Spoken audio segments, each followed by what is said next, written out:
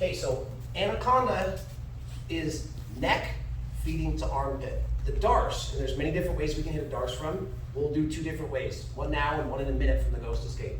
So if anaconda is going from my neck, her neck, to her armpit, same lock, same rear naked, same principle. Trying to get not fingers on bicep, get a more solid lock, bringing my hand towards my mouth. If I stay here, it's looser. You can already kind of see the loop tighten up as I bring my hands in nice and tight. I kind of snatch everything up.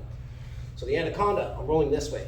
The darce, change angles just a tiny bit, right there. Okay. So the darce, there may be times where instead of staying kind of on a line, like here's the railroad tracks where we're 100% facing each other, the darce, even though guys like us kind of have longer athletic arms, I may need to hit a little bit of an angle, because the same principle where if my hand, if I stay plated up here, and I can't get enough hand through, where I have to kind of tilt my shoulder by her ear and punch the hand through, the same exact thing comes into play the other way here. So now, switch positions with me so they can track the hands. Switch, switch, switch, switch, switch, switch. Now, on a darce, we're gonna go from the armpit to the neck. So it's literally the reverse of what we were just doing. We just went neck to armpit and locked on the outside. Now we're gonna do the same thing. I'm gonna feed from the armpit to the neck, and I'm gonna lock on this side. A lot of the principles are still the same here, you guys. I want this arm to stay in because on the anaconda, as you noticed, I've got to lock it up and I have to roll, and they have to come over the top of me and then end on the side. The darce is the same thing, except for I don't have to roll them 75% of a full circle. So what I'm talking about is this. I'm here. I may have to move to this side. See, I'm a little bit of an angle. My arm, if it can't go from the armpit to the neck, if I don't have enough to grab, guess what? I drop my shoulder and get my hand up. Now I'm gonna lock here. Same exact kind of rear naked choke style lock. Again, don't let your lock sag. Bring everything tight, almost like I'm trying to suck my thumbs. This tightens it up on Michelle. Now instead of having to roll her all the way through, I'm still gonna drop my hip, my shoulder, and my head towards the mat, but I only have to drop on my side and then I climb my hips in. So on the anaconda, I have to roll her all the way over the top of me to the far side. On the darce, I have to roll like 1/3 as much. That should look like this.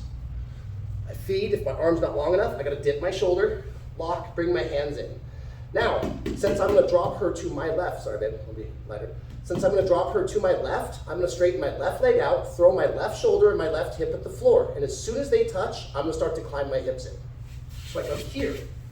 She can stay on her knees. If she drops with me, that's even better. Everything is staying tight.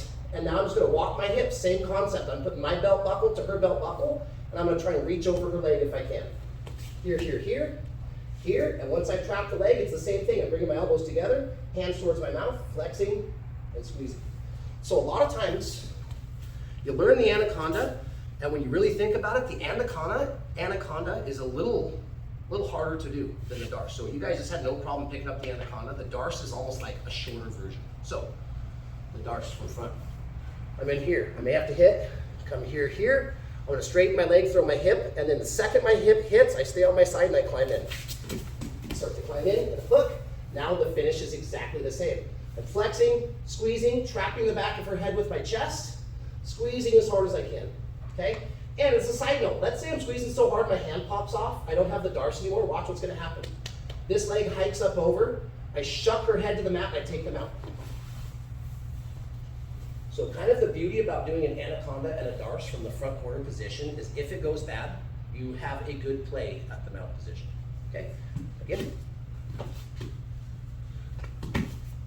Armpit to neck, darce. Neck to armpit, anaconda.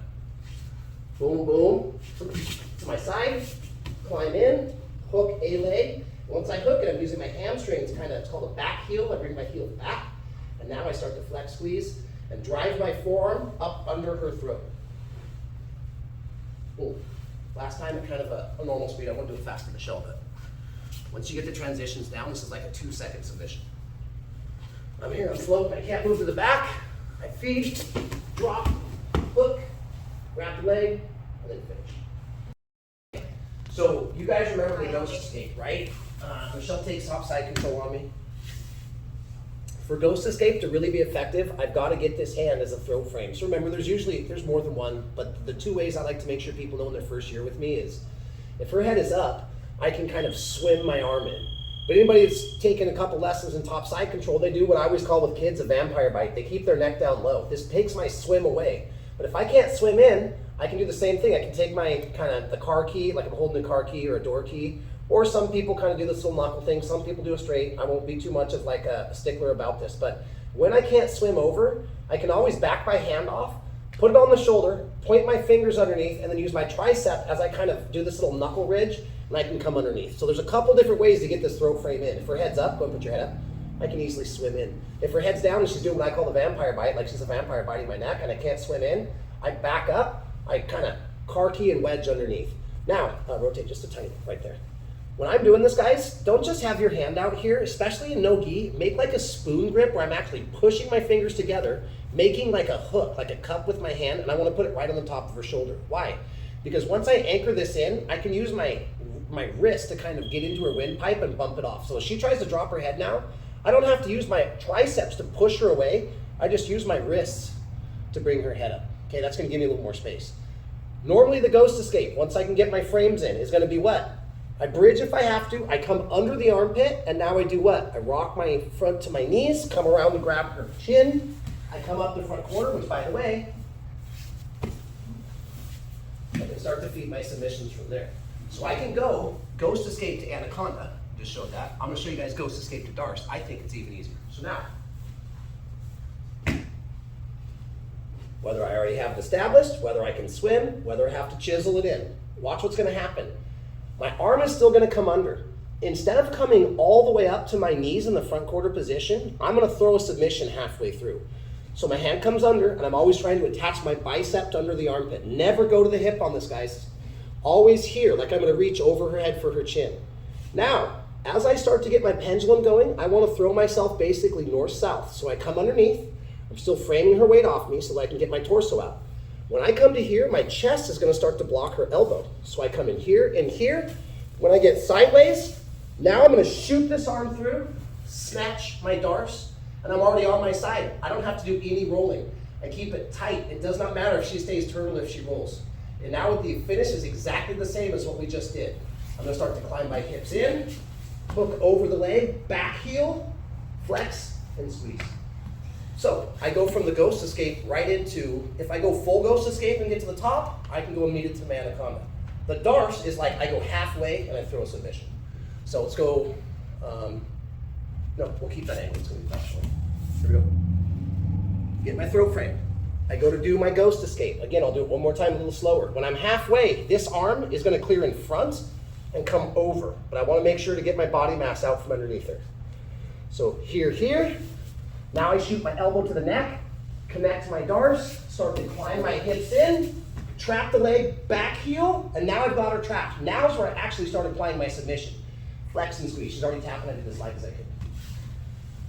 Okay, so again, I'll do a little quicker, but I'll try not to squeeze you.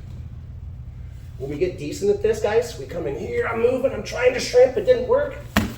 Coming around to my Darce, trapping. This, what if she hides this leg? Put that leg back. I can still trap that bottom leg. Back heel.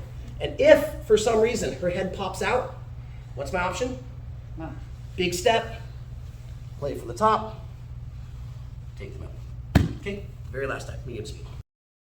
The whole trick for this, when I was learning this, was to get out from underneath them to north-south position and then slip my elbow over. Don't do it too early. So pay attention to this elbow on this last one. Now I'm north-south. Elbow comes up. I'm grabbing, locking, I'm already on my side, so I'm just tightening everything up. Starting to walk in, big step, back heel, now I flex and squeeze, okay?